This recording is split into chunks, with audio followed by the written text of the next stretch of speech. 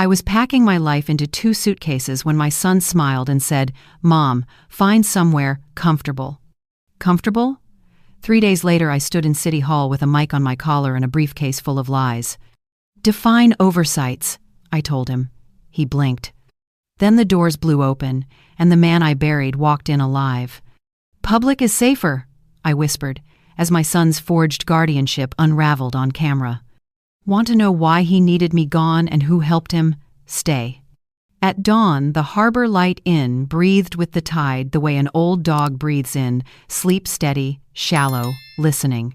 The windows sweated a film of salt, the floorboards held last night's footsteps like fossil tracks, and lilies from the memorial slumped in a chipped pitcher as if grieving required stems. I stood in the lobby with my sweater buttoned wrong and the keys heavy in my pocket, counting gull cries the way I used to count tardy slips.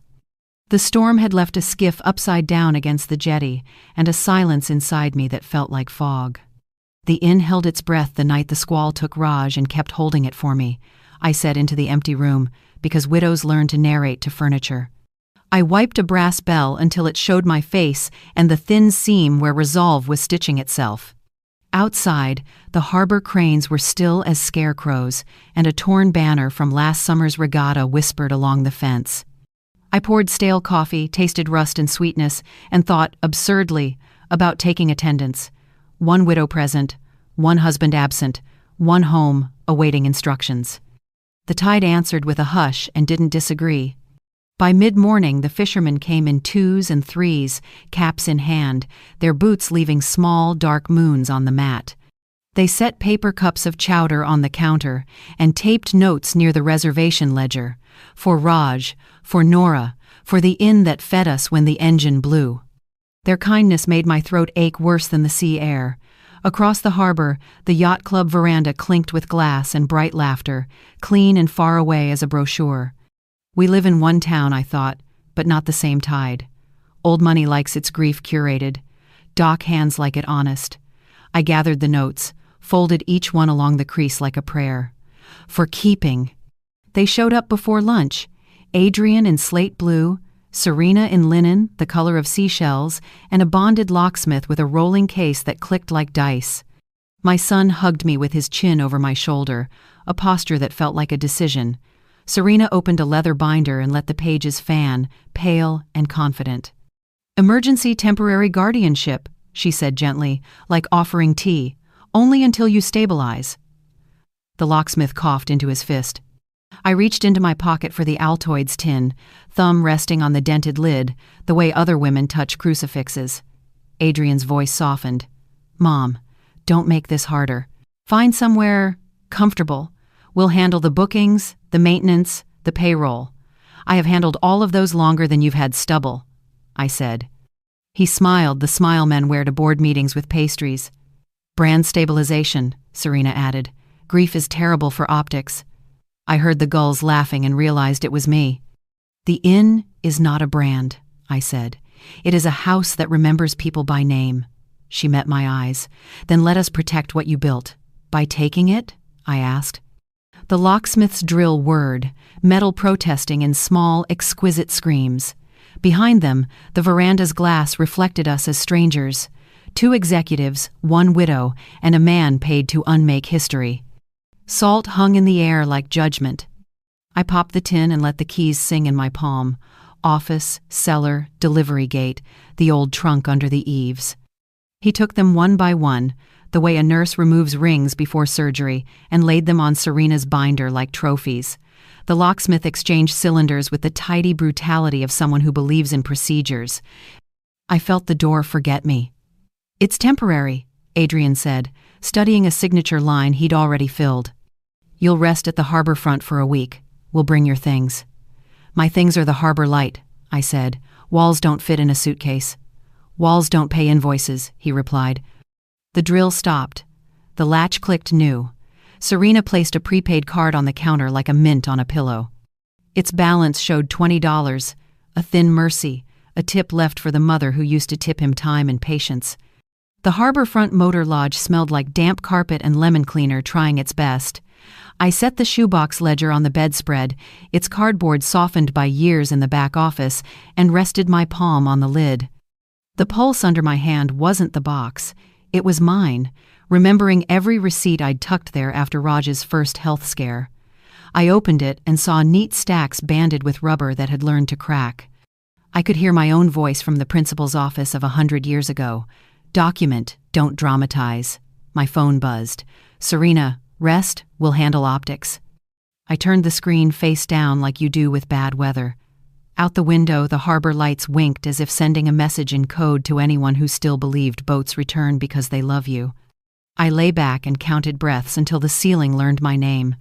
In the afternoon, I walked past the yacht club to clear the bruise behind my eyes. On the veranda, a cluster of summer whites leaned over spritzes, pretty as gulls and twice as loud. "Nora should be somewhere quiet," Serena said. Not to me, to the breeze, but the sentence landed like a napkin on a wet plate, soft, soggy, impossible to shake off. Laughter tinkled. Someone asked about regatta seating charts, and someone else about donor plaques, as if grief were merely a stubborn stain to be buffed out before guests arrive. I kept walking, counting pilings, 1 to 20, the way I used to count to keep from saying what would end a meeting forever. Quiet, I realized, was where you put the inconvenient and called it care gently.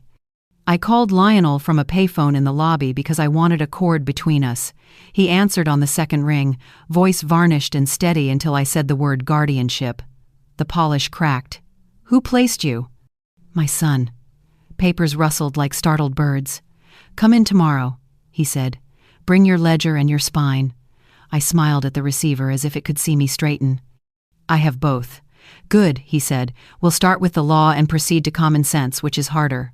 I hung up and felt taller by exactly the length of the cord today. On the walk back, I passed the public pier where a girl once threw her backpack into the water because she'd failed algebra and didn't want to go home. Maya Ortiz, 15 then, all elbows and fury. I had fished the dripping bag out with a boat hook and sat beside her on the damp boards until the tide crept to our shoes. "You're not your grades," I'd told her. "But you are your choices." She chose detention and tutoring over dropping out, and years later sent me a postcard from a harbor master's office with a drawing of a compass on it. Now she worked for the city council, steady and practical, the kind of person who reads agendas like weather and packs the right coat. If anyone could find the lever hidden under municipal polite, it would be Maya. I decided to call her after Lionel, an old habit returning. Stack the facts, then recruit the kid who learned consequences without losing her future. People remember who waits beside them. Night fell early, as if the storm still owned the clock. I spread the shoebox contents across the motel bed. Vendor slips, delivery tallies, tiny triangles marking petty cash. A line item winked from a storm date consultant fee, triple the norm, while the kitchen was closed.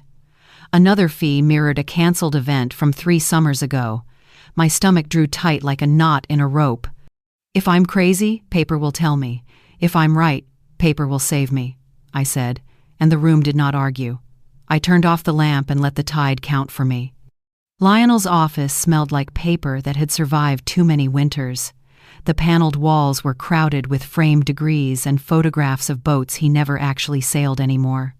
He stood as I entered, his hand warm on my shoulder, his eyes skimming my face for hairline cracks. I set my shoebox ledger on the table like an animal I wanted him to meet. He lifted the lid, glanced once at my rubber-banded stacks, then closed it with an approving nod before unlocking a drawer and drawing out a thick, blue-backed document. "Raj updated the trust 6 months ago," he said, tapping a paragraph as if it had a pulse. "Harbor Light Inn, including operating accounts and fixtures, sits inside a living trust where you, Nora, hold controlling interest. Any sale, lien, or transfer requires your majority vote." He slid his finger down. "Your son is a deferred beneficiary, contingent upon his ensuring your housing and well-being." The words arranged themselves like furniture in a room I thought I'd lost. "Then," I said, feeling the old principle return to my throat, "he's in breach." Lionel's mouth tightened, not unkindly. "I'll say material breach in court. Faster teeth." He lifted a phone, pressed a button, and spoke to his paralegal with the crispness of a bell. File for temporary restraining order blocking asset transfers, lock replacements, and renovations pending authority review. Today. He hung up and turned back to me. You'll need a city lever too. Administrative doors sometimes open quicker than court doors. Who do we trust down there? Maya Ortiz, I said, and watched recognition brighten his face. Once a harbor master, now a council aide, reads agendas like weather. Call her, he said, while I sharpen Latin. I dialed. Maya answered on the second ring, the sea audible in her background even through a municipal landline. Mrs. P, you okay? Briefly, I said. Then we'll improve. My son used emergency guardianship to move me out and take the inn. We have a trust saying otherwise. Her inhale carried both outrage and logistics. Give me the guardianship docket number. I'll flag utilities, licenses, and vendor approvals as under review pending authority verification. That slows spending. Also, a stop on lock changes if procurement touched it. You can do that? Buttons exist, she said, and I pictured her at 15 with wet sneakers and a stubborn jaw. People just forget who can press them. Text me the docket and a photo of the trust page with your control clause. Lionel slid the open trust across the table. I snapped a picture and sent it. Maya hummed. Good. I'll enter an administrative hold on the locksmith's work order citing conflicting authority. I'll also ping the marina permits desk so nobody reassigns your delivery time slot. Give me an hour. Thank you, I said. No, she said, and her voice softened into the kid I sat with on the pier. Thank you. Lionel drafted while I listened to his pen scratch the way a keel scratches sand in a low tide. Slow, deliberate, full of consequence. He called the county clerk to schedule an emergency motion. He called a process server who seemed to live for mornings like this. He called a man at the bank whose tone warmed 2 degrees when Lionel said my name next to owner and injunction. By noon, we were at the inside entrance because the front locks had been replaced. The process server delivered envelopes to Serena and Adrian in the ballroom, his eyebrows politely neutral, as if serving lawsuits at noon was only Tuesday with better lighting. Serena accepted with a gracious nod designed for cameras. Adrian lifted his chin like a yacht catching wind and asked to speak alone with me. Lionel stayed within earshot, reading a statue with more personality than I remembered. Mom, Adrian began, dropping his voice as if compassion liked privacy. You're letting this get adversarial. You put me in a motel, I said.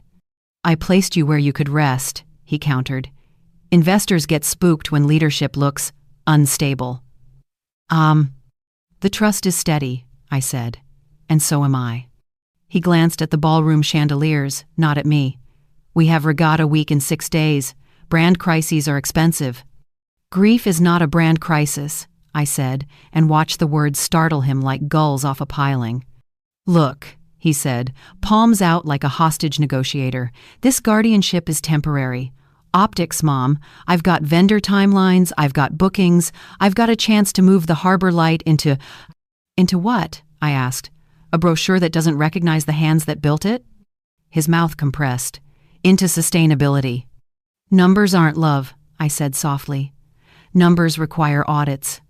He blinked. That landed. Or hurt. Or both. You taught me caution, he said. I'm using it. You're using me, I said. We left it there because Lionel returned with a small smile and an even smaller victory. The locksmith's transfer had been voided by the city, pending authority review. Utilities frozen in place rather than retitled to Serena's event company. Merchant gateways set to require dual signature. Maya texted, procurement hold placed. Renovation deposits flagged. Marina slot protected. Also, the notary on the guardianship is a cousin of Serena's florist. I'll keep reading. I felt my shoulders lower back into their house. At 1, I went to the yacht club luncheon because I knew Serena would be performing concern for the people whose opinions she rents. The veranda overlooked a harbor arranged to flatter itself. Crisp napkins, scallops bright as moons, the waiter correcting the wind with a hand. Serena's laughter chimed just a half beat earlier than everyone else's, the practiced timing of someone who set the room like a table. Nora should be somewhere quiet, she said to a woman, with a pearl the size of a knuckle. Grief is a full-time job. The woman made the mouth of empathy and sipped a wine older than the janitor at the public school. Heads turned toward me, not unkind, just assessing. Old money forgets you can hear through glass. I lifted my water and smiled as if I'd had practice, which I have. To quiet, I said. May we all earn it honestly. A few throats cleared. Serena's eyes hardened one shade, then thawed into something like pity. After, I went home. No, I went to the motel that was calling itself home because my house was practicing amnesia and cleared the desk for a ledger session. I made a grid: vendor, date, delivery, payment method, signature. I did the thing I've trained children in budgets and tempers to do. I slowed down. When you slow down, truth stops hiding behind urgency. A consulting fee 3 times standard on a night the storm knocked out our freezer. A linen invoice whose items matched, line by line. A canceled wedding Serena managed 3 summers ago the bride had left in a taxi before dessert, which is the kind of scandal that leaves residue. A supply order billed to a cross-promotion initiative with a marina bistro that doesn't have a liquor license for outside events. Each oddity alone could be chalked to chaos. Together, they looked like collage. I opened my parallel ledger, the one I'd been keeping since Raj's first chest pain, when fear trained me to read numbers as weather. In the margins, my symbols: small triangles for petty cash, a dot for cash deposit, double underline for a day I counted the till twice because something itched. In April, a dot with nothing to balance it. In June, a triangle without a receipt. In August, 2 underlines on a Saturday that, by all accounts, had been sleepy. Who moved you? I asked my own handwriting. My phone buzzed. Adrian.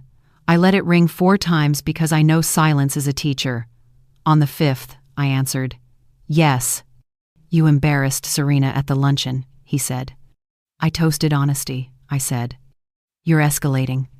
You served me an eviction, I said. This is me walking back to my doorstep. He used that voice modulated, warm, practiced on investors who wanted returns without risk. Mom, you sound angry. Anger makes mistakes. Anger corrects mistakes, I said. You asked me to find somewhere comfortable. I prefer somewhere legal. He exhaled. I have a duty to protect the Harbor Light's value. I have a duty to protect its memory, I said. Different ledgers, same line. Investors are nervous, he said. They're hearing conflicting stories. Are they hearing that the trust requires my vote? I asked. That's a technicality, he said. That's a law, I said, and the old principal in me put his name in the margin and drew a box around it. We hung up without resolution, which is still a kind of clarity.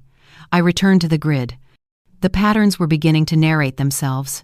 A mirrored list from a canceled event repurposed as cross-promotion, a consultant fee that inflated when the kitchen was dark, receipts whose hand looked like mine but leaned wrong, as if my name had been asked to dress up and forgot which shoe went on which foot. Photocopy artifacts blinked in my mind from the PDF.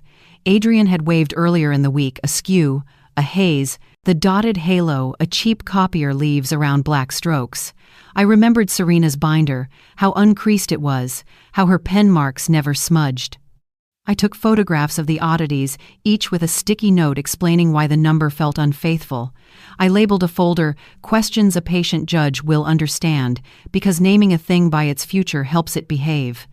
I drafted a short, civilized email to our bank manager attaching Lionel's TRO and the relevant trust page, so the systems that prefer inertia could be reminded to prefer paper. Just before evening, Maya called back, wind in her phone like she'd stepped outside to keep language honest. Heads up, Mrs. P. Serena tried to pay a branding retainer from the inn's operating account to her events company. The city's vendor portal flagged it because the tax IDs match a restricted relationship code. I put a review hold on it. Also, the locksmith put in an invoice for today's cylinder change. Procurement sent it back. Stamped authority conflict, do not pay. Bless your procedural soul, I said. She laughed. It's not soul, it's definitions. People forget how comforting definitions can be. Her voice softened. How are you?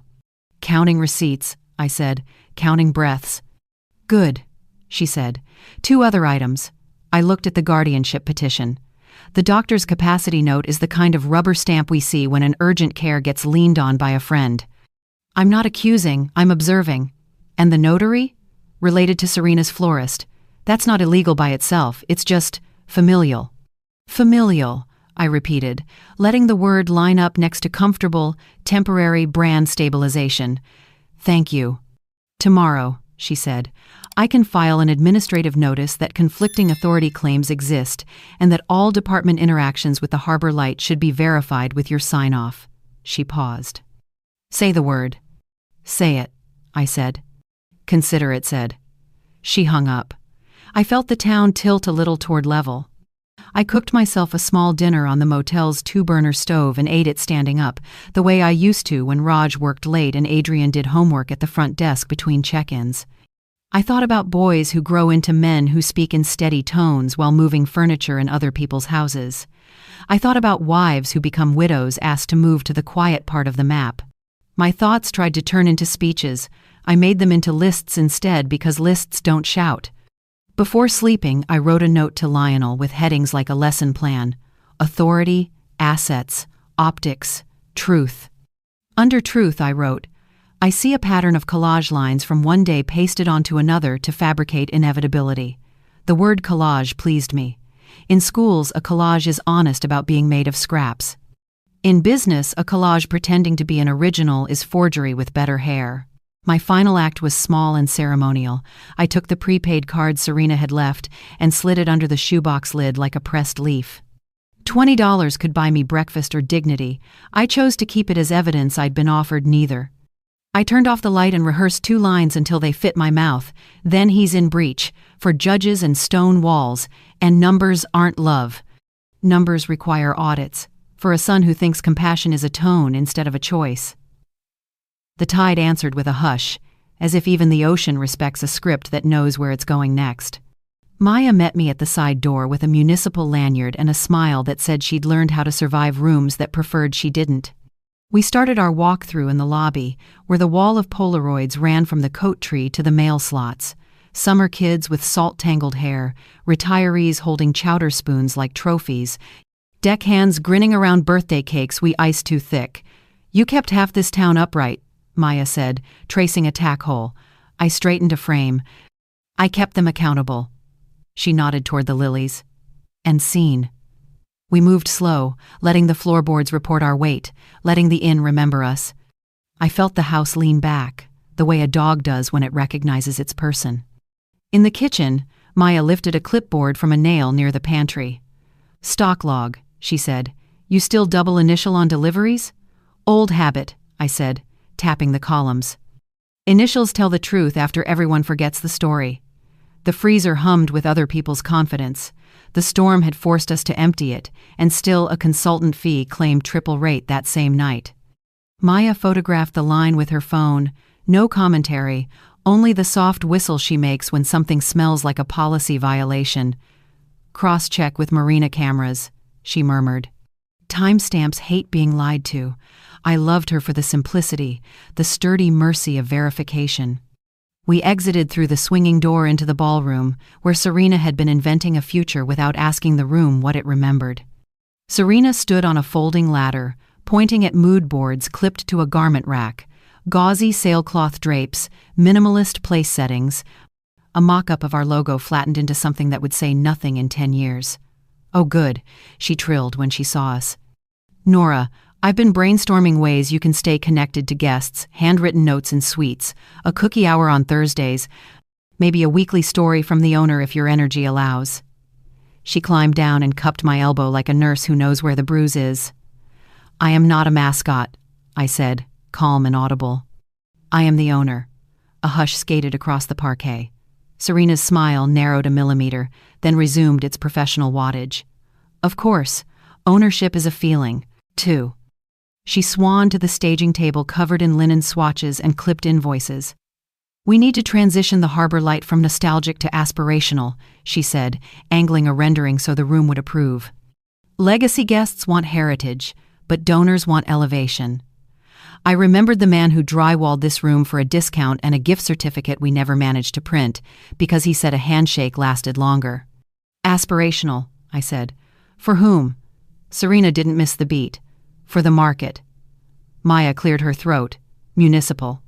Any on-site alterations require owner authorization and sometimes a building permit. The city would prefer paper precedes staples. Serena offered her a sparkling look, the rich use on traffic cops. And we prefer collaboration. If everyone shows good faith, we won't need friction. Friction, I said, is how matches work. The florist arrived with a ribboned sample bouquet, took in the room's static electricity, and held the arrangement like a shield. Hydrangea for volume, a little eucalyptus for elegance, she chirped, then saw me and flinched like she'd caught a wave wrong. We'll email the quote, she said, already retreating. I recognized that jitter, the kind of loyalty you buy with deposits and calendar access. Keep the invoice formats, I told her gently. They'll matter. She slipped her card into my hand with a glance that apologized for the century. Everyday witnesses are made by fear and saved by documents. It's a lot, Mrs. Patel, she whispered. It is, I said, and we will make it less. She exhaled, a tiny anchor dropping, and left. Serena watched the door close like a stage manager loses a prop. In the office, sunlight fell across the desk where Raj used to tally tips with a hotel pencil chewed to diplomacy. A manila folder lay where I hadn't left it. Stabilization plan signature page attached. I opened to find a PDF printed out, my name scudding across the bottom at a slant I never use. The letters of Nora wore an unfamiliar tilt, and the Patel had a timid T where mine snaps. Around the strokes, a dotted halo, the cheap copier constellation that appears when black meets impatience. I held the page at arm's length. It still didn't become true. Your pen didn't write that, Maya said. Your hand didn't either. I set it beside a form I'd signed last year. The difference read like dialect. Micro-reveal. The pattern of signature manipulation wasn't an accident. It was a system with a ruler. I called Adrian and put him on speaker because sunlight dislikes secrets. The stabilization plan in my office has my signature, I said. My wrist didn't provide it. He sounded unsurprised, which told me everything. You signed digitally, he said. I sent you DocuSign 2 nights ago. You must have forgotten. Digital signatures still look like mine, I said. This one looks like someone practiced. He pivoted. Mom, we're in a dynamic window. If we don't secure vendor terms now, the rebrand costs double after regatta. Sometimes leadership has to move first and explain later. That's not leadership, I said. That's forgery with a calendar. He lowered his voice. Please don't throw around legal terms you don't fully grasp. Don't manufacture my consent, I said evenly. I grasped that. He ended the call without goodbye, which is also a statement for the record. Lionel arrived with a printed draft of the injunction, his tie loosened like a man who had to run while carrying his ethics. Judge will hear us tomorrow, he said. But discovery is a game they'll try to weaponize. They'll bury you in PDFs and call it compliance. A public forum council hearing, Marina Committee forces them to talk like citizens. I traced the edge of the desk, remembering assemblies where I'd let kids argue until their own logic exhausted them into honesty. Isn't court where truth belongs? I asked. Lionel grimaced. Court is where procedure belongs. Truth needs an audience that can read without billable hours. He thumbed the stabilization plan. You see the halo? And the timid T, I said. Teach a jury about timid letters, he said, and you win their dinner conversation. Teach them about chain of custody, and you win their vote. I took my parallel ledger from the shoebox and opened to the pages that smelled faintly of bacon grease and toner. In the margins, my private symbology, a small triangle for petty cash out, a black dot for cash in, a double underline on nights I counted the register twice because something in the math whistled. Under a June week, 2 triangles, no receipts. Under a storm night, a double underline and freezer outage noted in my scrawl. I'd been self-teaching forensic bookkeeping since Raj's first scare, watching videos at midnight with earbuds while he slept in the chair that learned his shoulders. Why did you start? Maya asked, reading my marks like a shoreline. Because fear taught me to inventory, I said. And because love wanted company in the books, not just in the kitchen. We gathered the staff who happened to be on shift, housekeepers with damp sleeves, a maintenance man whose knees predict weather better than apps, the night clerk who studies between guests. I laid out what we knew without inflaming what we felt. We'll keep the inn running, I said. No one is to sign a new supplier agreement without my mark and Maya's verification. Hands rose with practical problems: towels, fish orders, a leaking trap under the prep sink.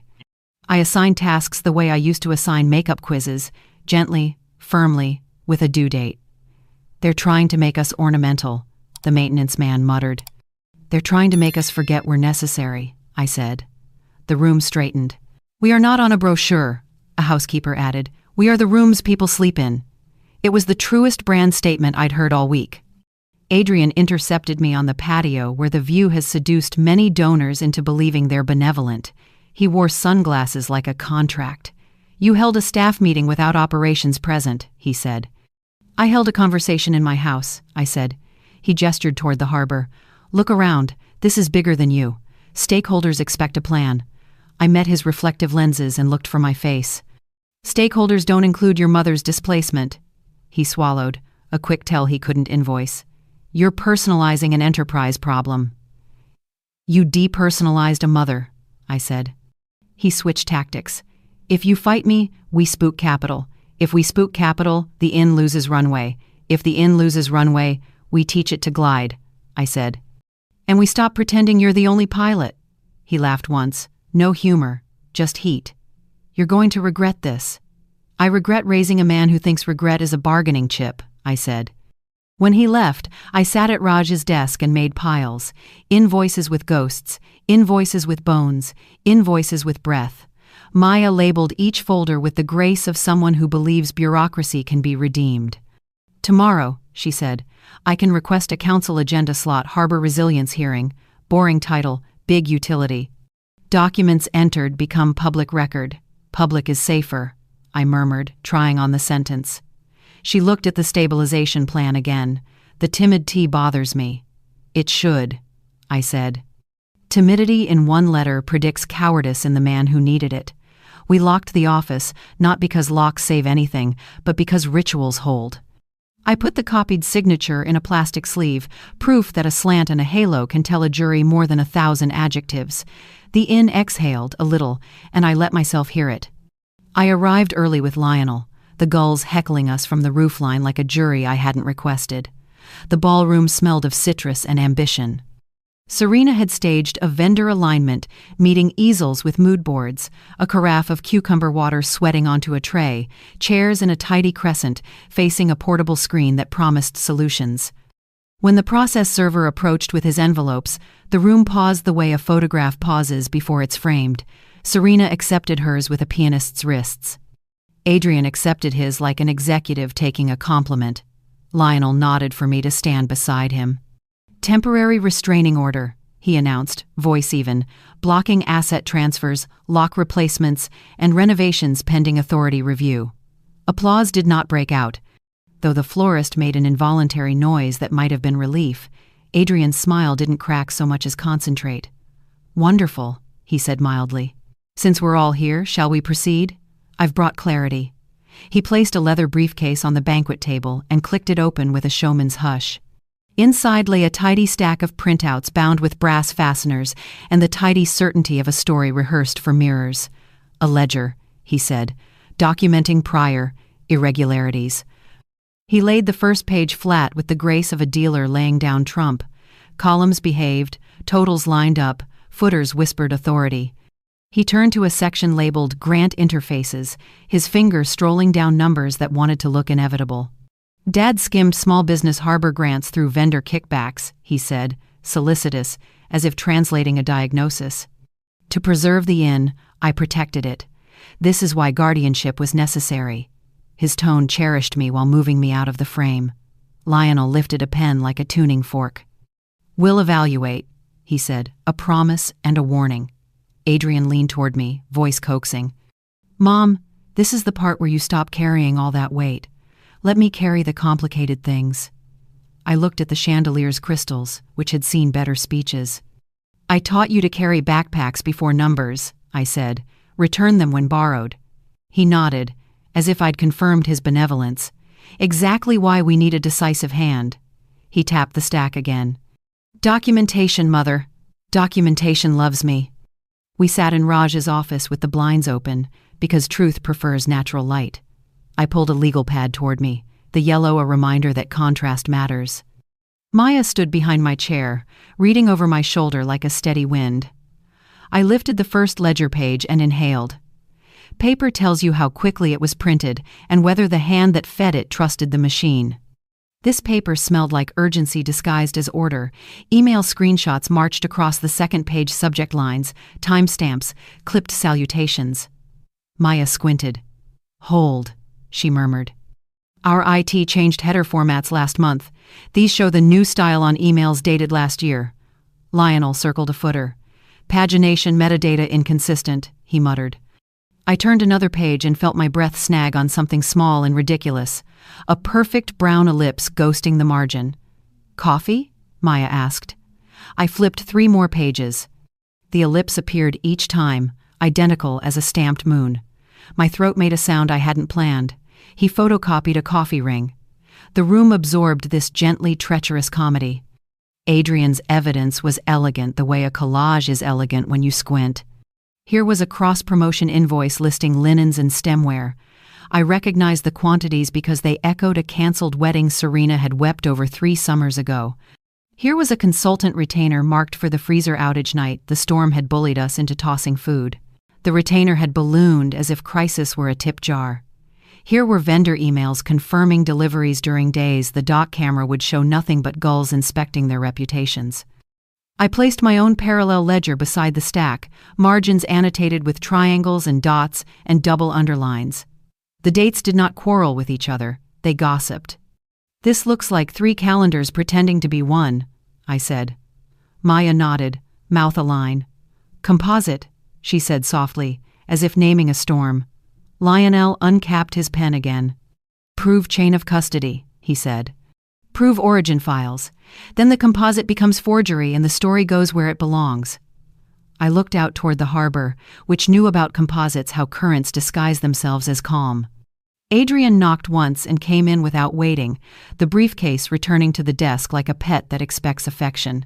He sat, legs crossed, and relaxed into the chair, as if chairs enjoyed him.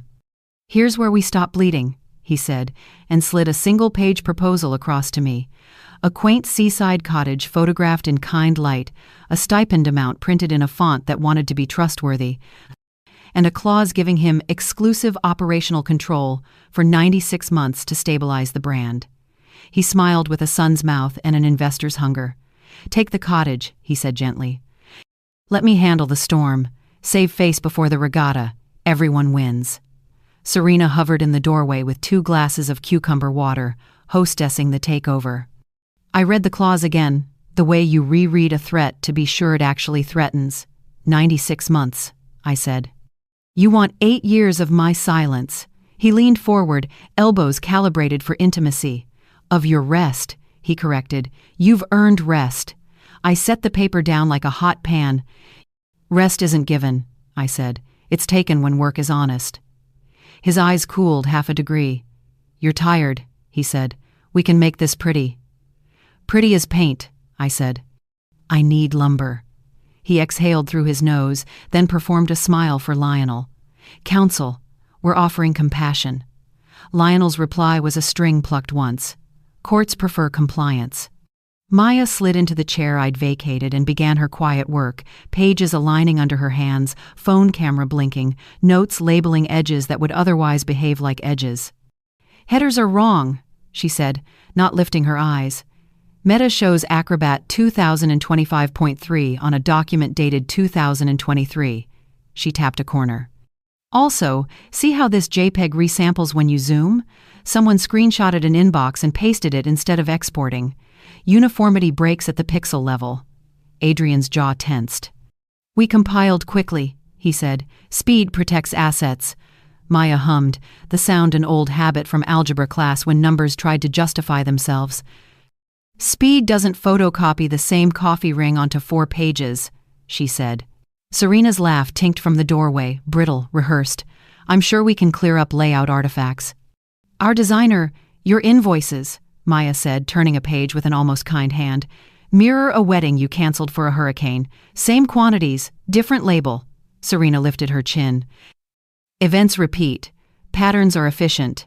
Forgery is efficient when it repeats, Maya said pleasantly. That's why we catch it. For a minute after they left, I considered capitulation with the clean focus of a widow who has ironed too many shirts to pretend the crease won't show. The cottage photo glowed with flowers that would die politely in September. I felt for a treacherous heartbeat the relief of being small. If I took the stipend, I could buy quiet. I could read on a porch and teach myself to be invisible. I put the back of my hand to my mouth, hating the way my body wanted, safety the way a tide wants predictable moons. If Raj stole, I said, barely a voice, the ground is rotten. The sentence hung, undecided, like laundry watching clouds.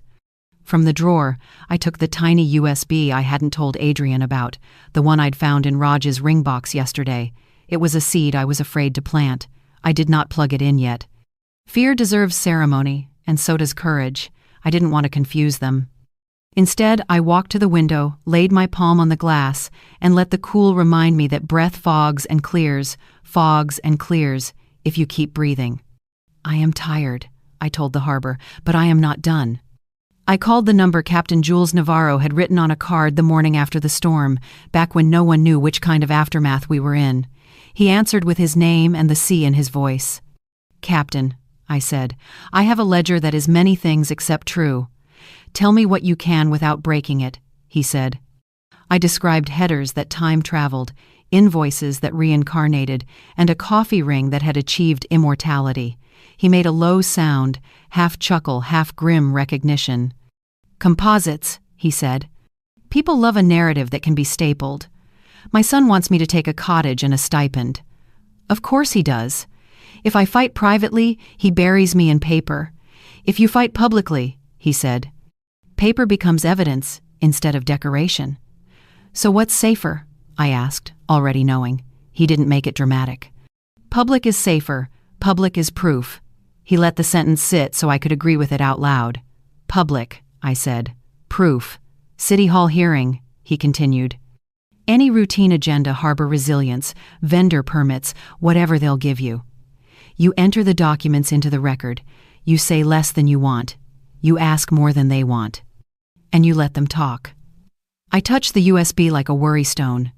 If I bring something you've been waiting for, then you bring it when I tell you and how I tell you, he said gently. Chain of custody isn't just for criminals. It's for the innocent who want to stay innocent. I am very interested in staying innocent, I said. Good, he said. I'll meet you 2 blocks from City Hall tomorrow at 10. Don't email me. Bring paper. And Nora? Yes. You're doing fine, he said, and the unexpected kindness steadied my knees. I emailed the city clerk a formally informal request for a slot on the next Harbor Resilience and Small Business Interfaces agenda, a title so boring it could hide fireworks. Within an hour, a reply arrived. A polite confirmation with an attached checklist of materials accepted into the record. I forwarded it to Lionel and Maya.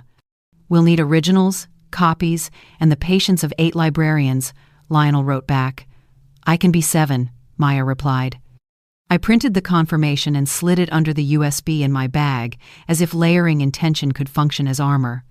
At dusk, as the marina lights stitched themselves on, a local reporter intercepted me by the flagpole, microphone tucked against her chest like a sparrow.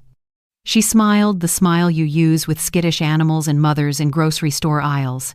Mrs. Patel, she said, a quick word? People are concerned. Are you well enough to manage the harbor light? The question wore manners but smelled faintly of a verdict prepared in advance. I'm managing, I said. Are you? She blinked, regrouped. There are rumors of irregularities in past operations. Rumors tend to arrive when facts are late, I said. Tomorrow I'll bring facts on time.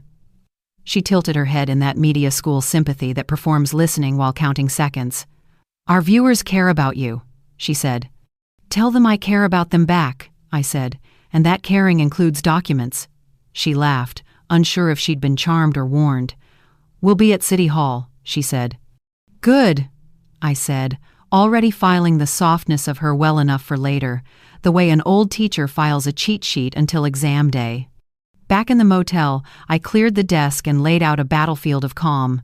Binders labeled originals, copies, questions a patient judge will understand, sticky notes with verbs, not adjectives, highlighters that would stay capped until truth asked for color. I finally plugged in Raj's USB and watched folders bloom. DocCam, stills, delivery, log, mismatch, vendor, affidavit, drafts, and one small document named simply Navarro. I did not open that last file. Instead, I clicked the stills and watched our doc at 2:12 a.m., 3:47 a.m., 5:06 a.m. Empty as a forgiven lie. On nights invoices claimed were bustling. The silence in those images made a better sound than any argument I could write. I printed 3 stills, wrote dates and times in block letters, and slid them into acetate sleeves. "In the record," I told the printer. "Into the light." Before sleep, I practiced a handful of sentences out loud, sentences that would keep me from wandering into the hurt and keep the room tethered to the point. Define oversights. Into the record, please. Public is safer. Public is proof. Numbers do not make love. They make audits. I set the cottage proposal beneath the motel trash can so the bin could do what it was built to do, then thought better of it, and filed the proposal into evidence of tone. When the lights went out, I listened to the tide count like an old metronome and allowed myself one small fear, that I might falter when my son smiled the smile he learned from me. "You gave him manners," I told the dark. "Teach him meaning." The dark did not answer, but the harbor breathed, and the inn, somewhere between injunctions and intentions, remembered my name. Adrian called at dusk, that hour when gulls fall silent and even liars sound like lullabies. He didn't clear his throat, he calibrated it. "Mom, I hate the conflict," he said, voice wrapped in wool. "I'm protecting the inn you love from mistakes you didn't see. Take the cottage, let me manage the rest." I stared at the harborfront curtains, thin as excuses. "What mistakes?" I asked. "Old ones," he murmured. "None of us are who you thought. Gentleness used as a blade cuts cleaner than rage." I felt the slice and reached instinctively for the shoebox ledger, for the comfort of Rose that refused to flatter anyone. "You changed the locks," I said. "You changed the story." He softened further. "Stories change because people do. Let me be the adult." "You were my child when I built this place," I said. "You're still borrowing my roof." A long, theatrical silence, then the closing argument. "If you escalate, the audit will swallow you. Quiet is mercy." After he hung up, the room listened. I set the phone beside Raj's pocket knife, the cheap one with the amber handle he used for twine and apples. The blade caught a wash of failing light and laid it on the desk like a receipt. I wrote in my notebook, slow enough to feel each word land. "If the ground is rotten, plant truth anyway." I opened the laptop to copy tomorrow's materials and hesitated over the tiny USB. I didn't click the file named Navarro. I only read the modified date, 3 days after the storm. Only a machine could be that cold. Or that honest. A gull barked, and my breath stuttered the way it used to when Raj whistled from the dock 2 notes up, 1 down. Memory, not miracle. I told myself so. Out on the harbor, a buoy bell counted distance. My fear rearranged the furniture of my resolve, but it did not evict it. "Quiet is not mercy," I told the dark. "Quiet is consent." I placed the USB in an envelope, wrote "for the record" across it, and laid my palm flat to stop the tremor. Tomorrow, I would speak less than I wanted and bring more than they expected. The junior sailors arrived in their blue windbreakers and polite faces, clutching permission slips someone had photocopied crooked. Their coach stood on our porch, hat in his hands, eyes apologizing ahead of his mouth. "Mrs. Patel, the club board," he began, and I finished it with him, "has regretfully reassigned the youth regatta staging to the Marina Pavilion due to brand uncertainty." The words came out like ice cubes, shaped by a tray. The kids were good, they didn't groan, but their shoulders dipped in the same small way, like sails when wind lies. "It's temporary," the coach said. "We'll be back." I knelt to a boy whose shoelace was losing the argument. "Tie it again," I told him gently. If it comes loose, knot it smarter. He smiled with his whole face. When they left, the porch boards felt lonely, the nails remembering lighter feet. Maya stood beside me, hands in pockets. They like money better than kids, she muttered. Then we'll make decency expensive, I said, and the promise steadied me. Serena posted her Dear Guests note at noon, glossy as a tide chart. Temporary leadership realignment to ensure excellence during an important transition, it began. We are grateful for Nora's legacy and will keep her closely connected to the Harbor Light community while she focuses on rest. A photograph of me from 5 years ago smiled next to the paragraph like proof I agreed. Comments multiplied underneath. So sad about Nora's health. Sending thoughts. A woman I'd served chowder during 3 snowstorms typed, "Time for fresh energy."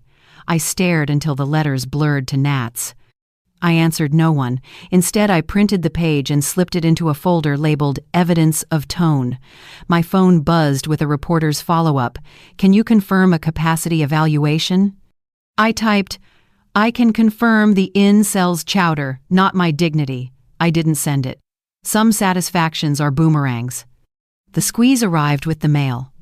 An insurance letter requesting clarifications, a supplier notice moving us from Net 30 to COD until operational certainty is restored, and an email from a linen service pausing deliveries due to seasonal demand.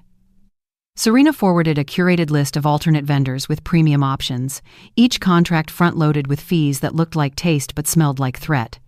Invoices that used to travel by hand now arrived as PDFs that demanded signatures I hadn't given. I sat at Raj's desk and breathed until my ribs remembered I was not a bellows for other people's emergencies. Then I called the insurance agent and performed patience. "Clarify what?"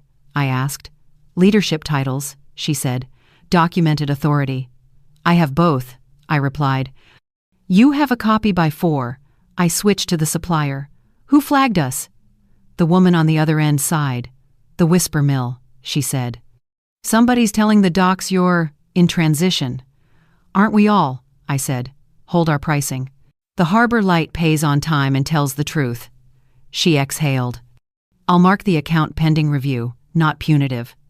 For 2 minutes after hanging up, I allowed myself to shake, then stopped because tremors don't balance ledgers. I opened Raj's desk drawer, the one he'd labeled with masking tape, and felt tip pen like the world only needed small handwriting to behave, and found the ring box where he stored paper clips. Inside lay the USB I'd touched and not used, a little rectangle pretending to be ordinary. I plugged it into the laptop as if feeding a small animal. Folders unfolded. DocCam, stills, vendor, affidavit, drafts, delivery, log, mismatch, and a 4th called Navarro, with a timestamp from 3 days after the storm. I opened DocCam stills and felt my breath change gears. There was our dock at 2:12 a.m., on a date that Adrian's ledger claimed pulsed with deliveries, but the image was empty, piles of rope, curled like sleeping cats, a gull pretending to be a sculpture. Another still, at 3:47, nothing. At 5:06, a sunrise with clean edges and no footprints. I clicked into delivery, log, mismatch, and found a spreadsheet Raj had started, columns, comparing our book to what vendors claimed cells highlighted when lies tried to imitate chores. In vendor, affidavit drafts sat 2 letters with dotted lines for signatures, each describing pressure to rebill a cancelled event as cross-promotion. Raj had written their sentences the way he repaired a hinge, slow, true, without poetry. I opened Navarro. The document was short, a sworn statement draft with blanks where a signature goes and a note at the top. "Captain, I thought I could fix from inside. I should have come sooner. Here's what I have, and here's what I owe." Attached were references to the same DocCam stills I'd printed, and 3 names I recognized from vendor invoices Adrian had celebrated as strategic. At the bottom, Raj had typed, then deleted, then retyped a line that made my throat close. "If something happens to me, make sure Nora doesn't carry my silence as my will." I stared until the letters went from nouns to shapes. The grief that had been living under my sternum like a lodger rose, knocked politely, and took the chair. You were not stealing, I said aloud. It wasn't ablution. It was a map. Timestamps, plus chain of custody intent. That was the phrase Navarro would use. I wrote it at the top of a legal pad, boxed it, then underlined it twice. By late afternoon, the inn had that hollow feeling homes get when the mailman stops whistling. Serena's staff moved through rooms with the hush of museum docents. Maya sent me a photo of a procurement note. The guardianship notary was the florist's cousin. The capacity letter was from an urgent care whose receptionist posted family vacations with Serena every July. None of that was criminal by itself. Together, it described a party that wanted to be a courtroom. I texted back, "Get me the public hearing slot confirmation." She sent the PDF. We were on the Harbor Resilience and Small Business Interfaces agenda, time certain. My hands steadied the way hands do when someone says the word tomorrow and means it. I walked to the pier at low tide, when the harbor smells like a briny confession and the rocks show you their scars. Adrian stepped out from behind a piling like a man making an entrance he'd rehearsed. Sunglasses, the good jacket, his father's mouth interrupted by his own jaw. "You're talking to reporters," he said by way of greeting. "Reporters talk to me," I answered. "And I answer less than they ask." He tilted his head. "This doesn't have to be war." "You invaded my house and called it stabilization," I said. "If it isn't war, it's at least vocabulary." He took off the glasses, perhaps to simulate intimacy. "Mom, I've protected you from the start. You live on sentiment. I live in numbers." I stepped close enough to see my reflection in his pupils and to mourn it. "Numbers don't make you honest," I said, voice level because anger rides straighter when it trusts itself. "They make you audited." He laughed once. "You're out of your depth." "I know my tides," I said. "I also know your ledger is a costume." He ignored the sting. "Here's what happens if you push this hearing. I bury you in paper. Every committee, every channel. You drown in process while the regatta crowns us. Bring a shovel," I said. "We'll both dig." He put the glasses back on, a curtain lowering. "Take the cottage, Mom. Keep the stipend. I'll make sure the town remembers you kindly." "The town will remember what I gave," I said, "not what you brand." A gull shrieked as if it could translate. He stepped closer, the voice softening into a shape he thinks I still mistake for care. "You sound angry. Anger makes mistakes." "Anger corrects mistakes," I said. "Complicity makes souvenirs." He flinched. "What souvenirs?" "The kind my name becomes when you write it wrong," I said, and his jaw ticked like a watch running out of battery. He tried one last angle. "Investors are nervous. Nervous money punishes. If you love the inn, you don't make it bleed." "If you loved the inn," I said, "you wouldn't mortgage its future to cover your past." His silence confessed more than any ledger. "What did you pledge, Adrian?" I asked softly. "Which lender smells like cologne and panic?" He smiled with only his teeth. "You don't know what you don't know." "I know enough," I said. "And tomorrow the room will know what matters." He gestured at the water. "The room doesn't care about your feelings." "Good," I said. "I'm bringing facts." He let out a breath through his nose like a bull learning about fences. "You're going to regret this." "I regret raising a man who thinks regret is a bargaining chip," I replied, and walked away before he could make me sip his tone like bitter tea. Back at the motel, Lionel called to review the checklist for the hearing. Originals, copies, and a clean arc. "No speeches," he said. "Bring questions. Let them answer themselves into a corner." "I have a corner ready," I said. "It's labeled chain of custody." He chuckled, the sound a worn violin finding a tune. "Good. Remember, public record turns pretty PDF, lies into exhibits with barcodes. Bureaucracy can be holy if you light it right." I laid out the doc cam stills, the mismatched spreadsheet, Raj's affidavit drafts with their dotted lines waiting for courage. I put the USB in a small envelope and wrote, "For the record again," because twice is a ritual, and rituals keep hands from shaking. Maya arrived with a thermos and a municipal pen. "You'll need this," she said, and set the pen on my binder like a blessing from the gods of forms. "Council clerk is ready." I briefed her on what to expect. "You'll submit, you'll request entry, you'll sit. If they try to filibuster with flattery, I'll cough. What's the cough for obstruction look like? I asked. She demonstrated one small, purposeful sound. Like that, she said. Also, the yacht club slipped a line into their gala program about decisive leadership, guiding the harbor light into its future. If they speak those words into a microphone, they'll regret the audio file later. Public is safer, I said. Public is proof. She nodded. You keep saying it. It becomes a dockpiling. The phone buzzed with a message from Serena, a photo of a cottage porch soaked in gold light, flower boxes plumped to brochure. Sign by Friday, we make this pretty. I stared until beauty turned waxy. I typed back. No. One syllable. A clean blade. She replied with a single heart. The kind people use when they want to pretend consent. I screenshotted it for evidence of tone and closed the thread. I called Lionel again. No private settlement, I said before hello. We advanced the hearing plan. He didn't ask if I was sure. I'll be at City Hall, he said.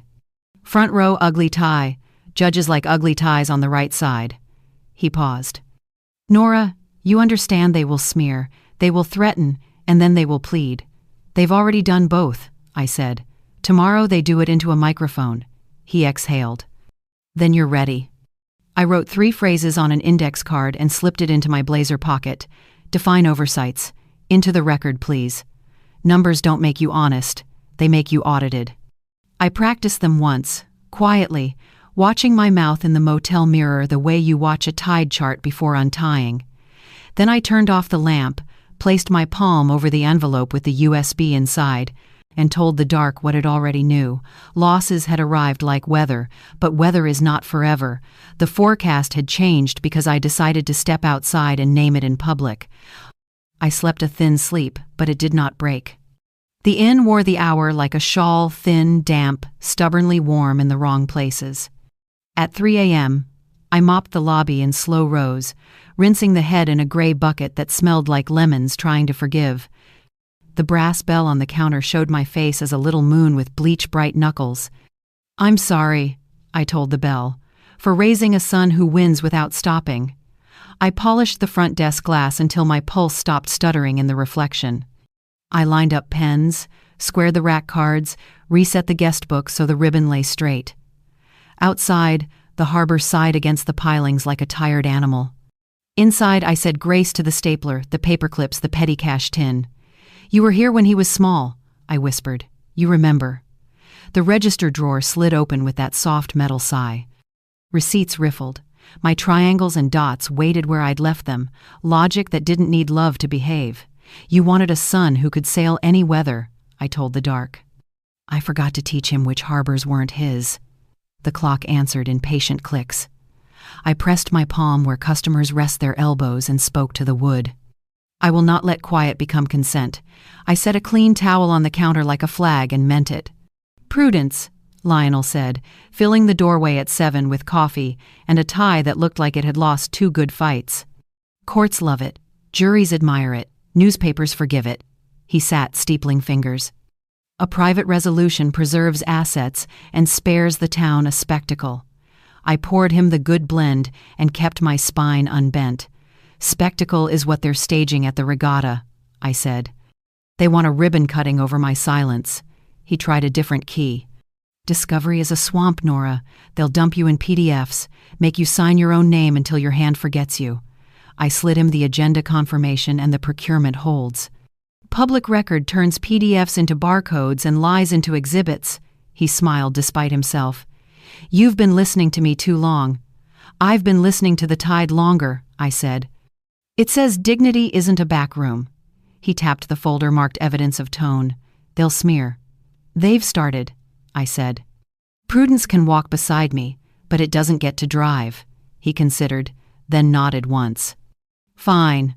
I'll bring the ugly tie jurist's trust. You bring sentences that fit inside one breath. Try these, I said. Dignity is public. Into the record. He lifted his cup like a small gavel. Approved. Captain Navarro chose a bench 2 blocks from City Hall, half sun, half shade, the kind of neutrality that makes tempers unsure where to sit. He handed me a lapel microphone in a little felt pouch. Clip it here, he said, tapping his own collarbone. Test phrase. Numbers don't make you honest, I said. They make you audited. He listened to the playback, nodded. Good cadence. You'll keep your voice low. People lean in for low. He opened a folder and took me through the choreography.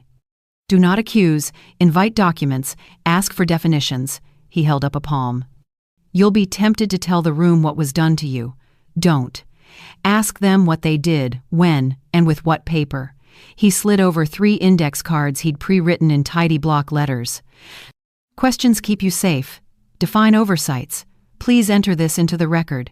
Which authorization allowed that transfer? He tapped the envelope I'd brought. Chain of custody. You hand the clerk originals. You keep copies. You let the clerk speak the magic words. I breathed slower. He pointed at my binder. Do not say forgery. Say composite. Let the pixels testify. He watched my face soften. You okay? I'm a principal again, I said. Hall pass at the ready. He smiled. Trust the room. Trust the tide. Back at the motel, my phone lit with Serena's choreography. A photo of a seaside cottage glowed like a wish from a catalog. Geraniums swelling in boxes, a porch swing pretending to understand seasons, a caption, "Sign by Friday, we make this pretty." A PDF followed. Stipend, fresh linens delivered monthly, legacy dinners twice a year, where I could wave from a corner table while donors toasted the new chapter. I let myself picture the swing for one luxurious, treacherous breath, the way twilight sits on an old shoulder, the sound a book makes when a widow finally turns a page. Then I texted a single word. No. She sent a heart, the emoji rich people use for consent they didn't earn. I screenshotted it into evidence of tone, filed the offer into exhibits coercion by politeness, and placed the phone face down on the dresser. Pretty as paint, I told the room. I need lumber. I wrote myself one more sentence for later. I will not trade a porch for a voice. I printed 30 letters on good paper with the blue watermark we save for weddings and winter condolences. Dear parents and guardians of our junior sailors, I began, and explained without rancor that hosting had shifted for one regatta, not forever. I listed dates for free chowder nights, invited the kids to use our upstairs reading room for quiet study, and added 3 half-hour tutoring slots I would personally cover on race weeks. The harbor light was built for weather, I wrote. Weather changes. We don't. I told them I had once taught a girl who threw her backpack into the tide and how she learned to knot her anger to a future instead of a rock. I didn't name Maya. I didn't need to. I closed with, we will host again. Bring sunscreen and loud voices. I signed all 30 in ink that smudged if you didn't respect it, then addressed the envelopes by hand, because grown-ups know when to be ceremonial. When I finished, I stacked them like shingles, and breathed the quiet pride that comes after you choose a community over a quarrel. The tide outside clicked its teeth along the rocks and sounded almost approving. Maya arrived with a municipal tote bag that could have held a better government. Agenda request filed, she reported, dropping forms like anchors. Notice posted, clerk briefed. She knows to say entered into the record where microphones can hear. We rehearsed the chain of custody with the seriousness of ushers at a wedding. Originals, she said, taking the doc cam stills from me. Copies, I echoed, handing her the acetate sleeves. She handed them back. I handed them to her again. We timed the walk from our bench to the clerk's desk, counted steps, mapped where cameras would stand. She practiced a cough, the kind that interrupts flattery without earning an adjective. If they try to filibuster with kindness, I cough here, she said, pointing to her throat, and you say, define oversights. We ran the sequence twice, then a third time because nerves are obedient if you give them choreography. Lionel called to confirm the TRO copy was clipped to the front pocket. Navarro texted the bench number where he'd sit, in case anyone forgot he was watching. Finally, Maya produced a sealed manila envelope with the city seal stamped stupidly proud. Hearing notice, she said, put it with the mic pouch. I slid both into my blazer like 2 ribs. I stood straighter. She smiled. You look taller, she said. Public will do that. At first light, the harbor colored itself like an apology pink reconsidering, gold promising better manners. I unlocked the side door with the key procurement hadn't managed to steal from me and let the inn breathe out its night. In the kitchen, I set water to boil, lined 3 mugs, laid the day's first knives on a towel, as if they needed faith. I carried my binder to the porch and watched the gulls argue in silhouettes. "If I lose the inn," I told the air, "I will lose it standing up." The sentence didn't make me braver. It made me accurate. I pressed the lapel mic's felt pouch into my blazer, patted the envelope with the hearing notice, and imagined the clerk's voice pronouncing entered into the record like a small sacrament. A boy on a bike skidded to a stop at the curb, helmet askew, cheeks cold. "Mrs. Patel," he called, "my mom says to tell you we're bringing spoons on chowder night." I laughed, the kind that leans on the banister and forgives the stairs. "Bring appetite," I said. He saluted with both hands and wobbled into mourning. I took that as permission from the town itself. "All right," I told the door. "Let's go be public." Regatta Week dressed the harbor like a story that wanted to be believed. Banners pleated along railings, tents sprouting like polite mushrooms, linen jackets parading as if cloth could obligate weather.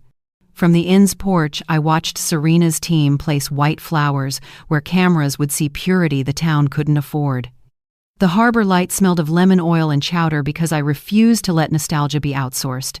I stirred the pot at dawn and left it warming like a promise. "Showtime," Maya said, hoisting her municipal tote and an optimism sharpened to a point. I patted the lapel mic's felt pouch and the envelope with the hearing notice. "If a week can wear makeup," I told her. This one overlined its lips. "Smile at the cameras," she said, "and hand them paper." The reporter found me by the azaleas, microphone tucked to her chest like a small, polite dare. "Mrs. Patel," she said, tilting her head the way people do when they want your grief to cooperate. "Our viewers are wondering, are you well enough to manage the harbor light during Regatta Week?" Her cameraman framed the porch so my broom might read as a crutch. I wiped my hands on a towel and gave her the teacher's smile I reserve for charm before vocabulary. "I managed your teachers 32 years, I said evenly. "This room will be easy." She blinked, regrouped. "There are whispers of irregularities in past operations." I nodded toward City Hall. "Whispers prefer shade. I'm walking to the clerk with documents. Bring sunshine." She lowered her voice. "Some say you should rest." "Rest isn't the same as silence," I said. "I'll rest after the record speaks." Inside, Maya unfolded the crosswalk spreadsheet she'd built, like a bridge vendor. Invoices left, dock camera timestamp center. Serena's event calendars marching down the right edge like flags unsure which country they served. "Here," she said, tapping a highlighted row, "a linen invoice claims delivery during a hurricane closure. Quantities match the canceled wedding, down to the last fork." I traced the cells the way I used to walk students through mistakes until the numbers admitted themselves. "Same glasses, same napkins, same plates," I said. "Different label." She nodded. "Consultant fees tripled the night the freezer died. Dock cams show fog and gulls only. And these emails pretend to be old but wear the new IT header." I breathed easier at the architecture of it. False walls, real studs. "It's a quilt," I said. "We'll make them show the seams." The florist arrived with courage, rattling the vase. "Can we talk somewhere not made of echo?" she asked, eyes on the ballroom where Serena's slideshow rehearsed reverence. In the office, she slid an envelope across the desk, hands apologizing for being born. "Miss Cho asked me to rebill that hurricane cancellation as cross-promotion. I didn't." She stopped booking me. I kept the emails. Maya took the packet like a nurse accepts a newborn. "You're doing the brave part," I told the florist. "We'll carry the noisy part." Relief and shame braided in her face. "I like feeding rooms," she said, glancing at the flowers, "not feeding stories." "Then you're in the right office," I said.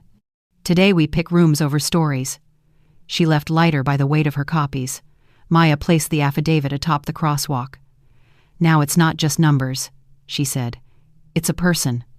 At noon, Serena staged a preview luncheon, turning the ballroom into a stage for benevolence. Tasting spoons glimmered, a microphone stood like polite plumbing, and a sepia slideshow of the inn's heritage flickered to teach donors memory without context. I chose a chair by the aisle, where air still circulates. Adrian arrived with his leather briefcase, voice pitched for public. "Mom, last chance. Take the cottage. Let me shield you from chaos." He cracked the case just enough to flash the composite ledger like a jewel. "I'm not sick," I said, steady as our old desk. "I'm awake." His smile cooled. Awake people get tired. Sleeping people sign. I folded my hands. "Define oversights," I said, and watched confusion crease his performance. "What?" "You'll need the phrase later," I said. He closed the case with a banker's sigh. "You used to trust me." "You used to make that easy," I answered. We handled stagecraft like ushers with a seating chart. Maya checked my mic and walked the route from chair to clerk's desk 3 times, counting steps, testing sightlines so cameras would catch envelopes and not my uncooperative fingers. "If they swarm you with kindness," she said, I cough, "you pivot to process. Into the record, please. If they try to keep it private, ask, which authorization allowed that transfer?" Make authorization sound like weather. Lionel slid into the front row wearing his ugliest tie, paisley with ambitions. "Judges like ugly ties," he murmured. "They think you iron your arguments instead." Captain Navarro texted from the side entrance. "On time. Ready," I replied. "Let him talk." He sent a thumbs up and a tiny anchor, which felt like permission to be heavy in the right places. The clerk, blessed be procedural voices, called the agenda with the calm of a tide chart. Item 5, Harbor Resilience and Small Business Interfaces Document Submissions. I stood. The lapel mic tugged once and settled like a well-trained dog. The room was a braided thing. Fishermen with hands that know rope, donors with wrists that know watches, staff from both shores trying to be loyal to their next paycheck and their last winter. Serena beamed from a row reserved by posture alone. Adrian placed his briefcase on the adjacent chair like a placeholder for authority. "Clerk," Maya said, sending kindness through the microphone, "we have originals for entry." The clerk extended her hands, hinged between gossip and history. I began with doc camera stills, dates and times written in block letters fat enough for the cheap seats. "Entered into the record," the clerk said, and the phrase landed in my ribs like medicine. Next, the crosswalk spreadsheet with its columns that refused to flatter. Entered. Then the florist's affidavit, emails clipped behind it, the hurricane date circled like a bruise. Entered. Each stamp shifted the room, the small recalibrations of shoulders, a throat being cleared, a sideways glance at Serena that said, "Oh." Adrian rolled his neck, studied the ceiling, and manufactured a new face. Somewhere 2 rows back, someone whispered composite, like a swear and a prayer. When it was my turn to speak, I remembered Navarro's choreography. Ask, don't accuse. I kept my voice low so the room had to lean in. "Define oversights," I said, to everyone and no one. "When a canceled wedding becomes a cross-promotion invoice, is that oversight?" A donor blinked. "When a consultant fee triples on a night the kitchen is dark, is that oversight? Or a costume?" Adrian rose automatically. "Out of order." The clerk lifted a cool hand. "You'll have a chance to respond, sir." I held up the trust page. "Which authorization allowed operational control to transfer while the owner lived at a motel under contested guardianship? Into the record, please." The clerk took it. The microphone blessed it. Serena smiled at the wall like it had paid for dessert. The reporter hovered, eyes bright, smelling the moment the way gulls smell fish. "Do you allege wrongdoing?" she asked. I used the sentence I practiced in the mirror. "I allege documents," I said. "The room can read." A small, safe laugh rippled through the fishermen. Donors did not laugh. That was fine. We weren't doing comedy, we were doing proof. Adrian approached the lectern when called, briefcase in hand as if it required leash laws.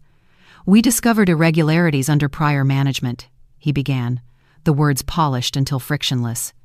"We have ledgers and emails confirming misuse of harbor grants through vendor kickbacks." He raised the composite ledger toward the lights. "In the interest of transparency, we're prepared to submit these into the record." Maya coughed, one precise syllable. I stood. "Into the record," I said. "Please enter the briefcase." Adrian's nostrils flared. "The briefcase is personal property." The clerk tilted her head. If you offer documents for the records, sir, we accept them in the container you've prepared. He hesitated 1 second too long for an innocent. Then he surrendered the case with a smile that showed every paid-for tooth. Serena rose for rebuttal, palms open, voice dressed for church. We all want what's best for the Harbor Light, she said. Change can feel cruel, but decisive leadership is kindness when history is messy. She gestured toward me with a stage-managed fondness. Nora is beloved. We honor her legacy with excellence. Define excellence, I said softly. Is it the part where hurricanes get rebuilt? Her smile held, which is how you know it was practiced. Polite people rarely answer when asked to read out loud. The clerk logged the last sheet, voice steady as a metronome. Entered into the record. I finished with the smallest truth I know. Public is safer, I said. Public is proof. Then I sat, folded my hands, and let the room hear itself. Silence performed better than speeches. It let the gulls outside punctuate with honest noise. When we stepped into the hallway, the reporter jogged to keep up. Do you always carry this much paper? She asked, half joking. I held up the binder. I used to carry detention slips, I said. This weighs less, she grinned. We'll run the segment at 6. Run the clerk's words, I said. Entered into the record. That's the money quote, she said, scribbling. Before the gala, Maya and I practiced the short walk we would make later under votives and cameras. She adjusted my mic and flattened my collar. Say it, she ordered. Let him talk, I said. She nodded like a coach hearing the right play called. Lionel touched his ugly tie as if it could bless us. When they ask how you feel, he said, answer with what you know. I know the difference between a ledger and a collage, I said. I know the tide. He smiled, small and relieved. And you know the room.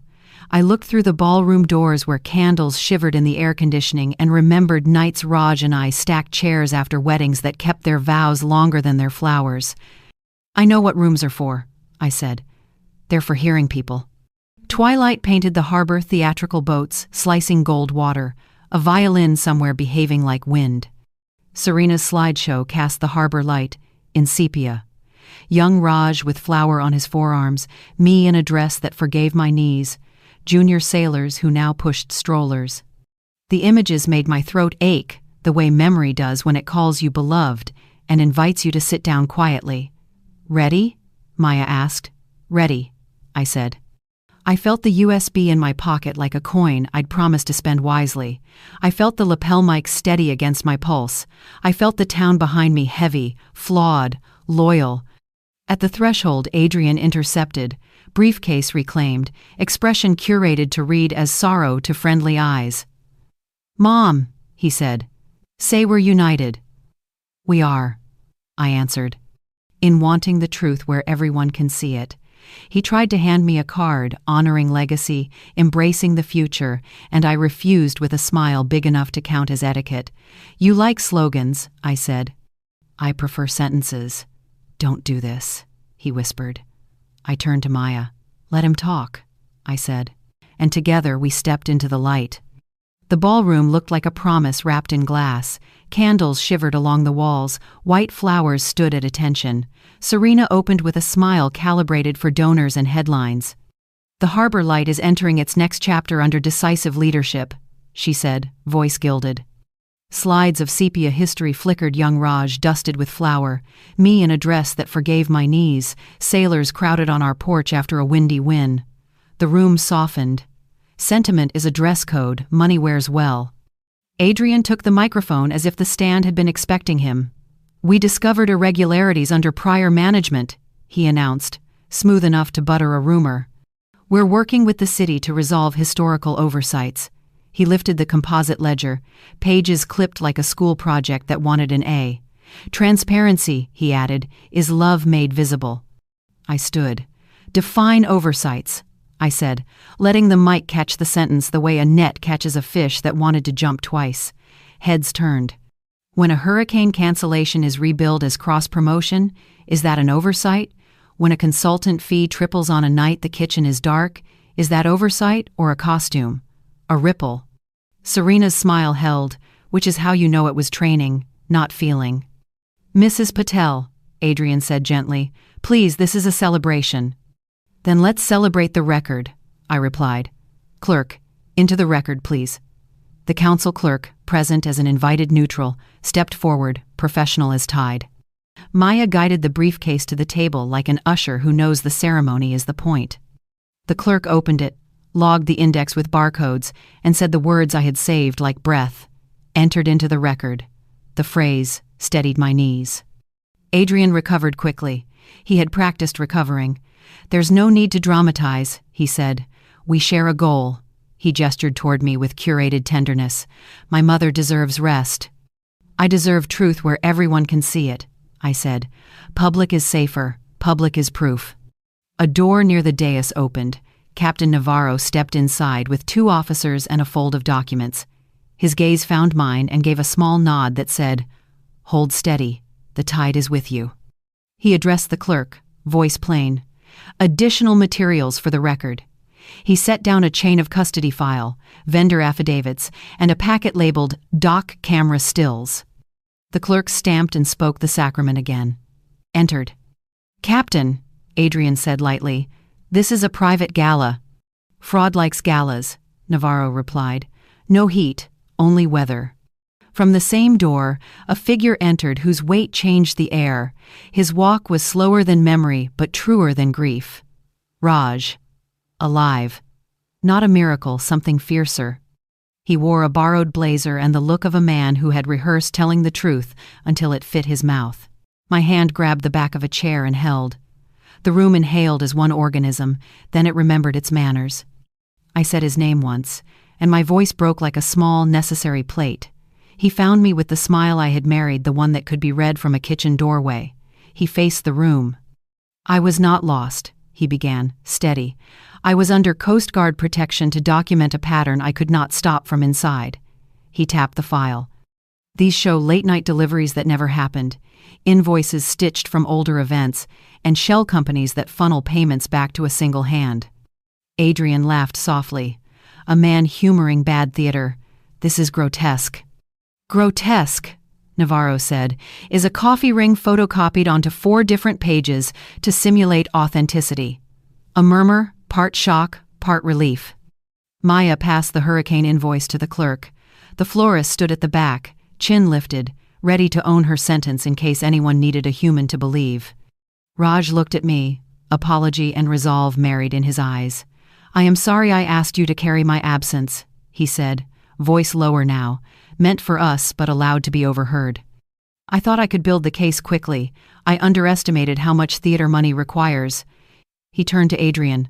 "Son, I wanted to come back to a harbor you hadn't burned." "Dad," Adrian said, pleading his strategy, "you taught me to protect value." "I taught you to protect people," Raj answered. "Value is a consequence, not a god." Serena moved first, reaching for Adrian's arm with a hostess's grace turned frantic. "We should consult counsel," she said, already angling the story toward someday. Navarro raised a palm. "Counsel will be available downtown." Officers stepped forward with the soft authority of people who respect good paperwork. Adrian tried one more angle. "You don't understand, Captain. There are stakeholders who won't appreciate this attention. My mother is in danger." Navarro did not blink. "Are you threatening a witness?" Adrian's mouth opened, then obeyed gravity. The clerk read from the chain of custody. "Doc camera stills, time-stamped, corresponding to invoices marked as delivered. Negative activity observed." She lifted the vendor affidavits. "Accounts of coercion to rebill canceled events as marketing experiments." She tapped the trust page I had offered. "Controlling interest, Nora Patel." She spoke the words like coordinates. People who had never liked me suddenly admired me. People who had liked me looked like they had known all along. "Mrs. Patel," the reporter called gently, the first person in the room to remember I was a person. "How do you feel?" Lionel's cue whispered from memory. "Answer with what you know." "I know the difference between a ledger and a collage," I said. "I know the tide. And I know that entered into the record is the sound dignity makes when it walks through a door." Adrian and Serena were escorted to the side exit, not dragged, not paraded, simply removed like unsafe cutlery. The violinist stopped pretending wind wanted accompaniment. Someone switched off the slideshow midway through a picture of me and Raj with a lopsided cake. The projector hummed a small apology. Raj and I stood inches apart and did not touch yet, because some reunions honor sequence. "You look thinner," I said, which is what women say when the vocabulary is wider than the hour. He smiled. "You look exactly like the person I needed." I let him take my hands. The room exhaled, satisfied to have witnessed something clean. Outside, the harbor had the decency to glitter. Fishermen I had scolded for muddy boots clapped my shoulder. A donor I had once refused a free upgrade looked elsewhere, busy with nothing. The junior sailors pressed against the fence until I waved them in. "We're hosting next month," I told them. "Bring your loudest voices," one child asked, practical as soup. "Are you okay?" "I'm not okay," I said. "I'm honest. It's better." The coach nodded, a man who knows how winning can be mispronounced. Later, when the police cars had left without sirens and the candles had admitted their work was decorative, Raj and I walked the empty ballroom. "Did you think I drowned?" he asked quietly. "I thought grief had hired a good actor," I said. "It kept showing up on time." He winced. "I should have written more than one line." "You wrote enough," I said.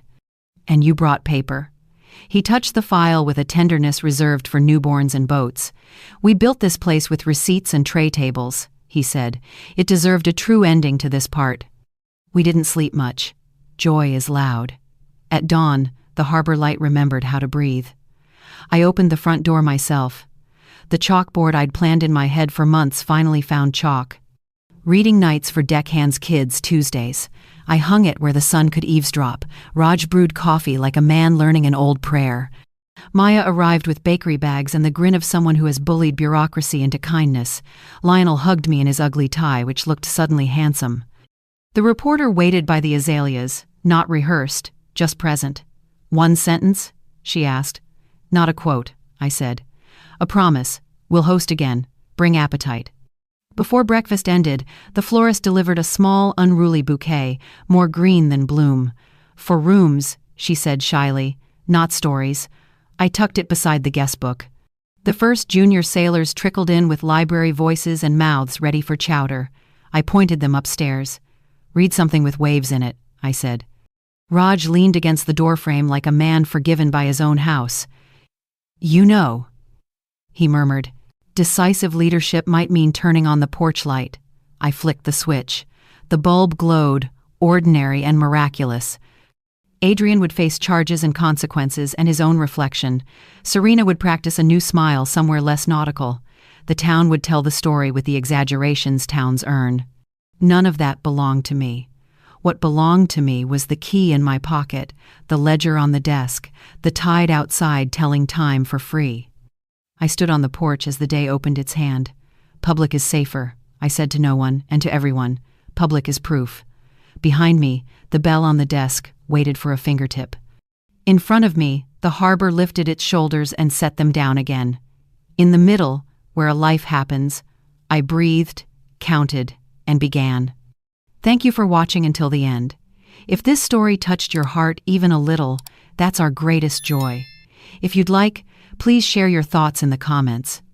We'll keep bringing you stories that stay with you, so please consider subscribing to the channel. See you in the next video.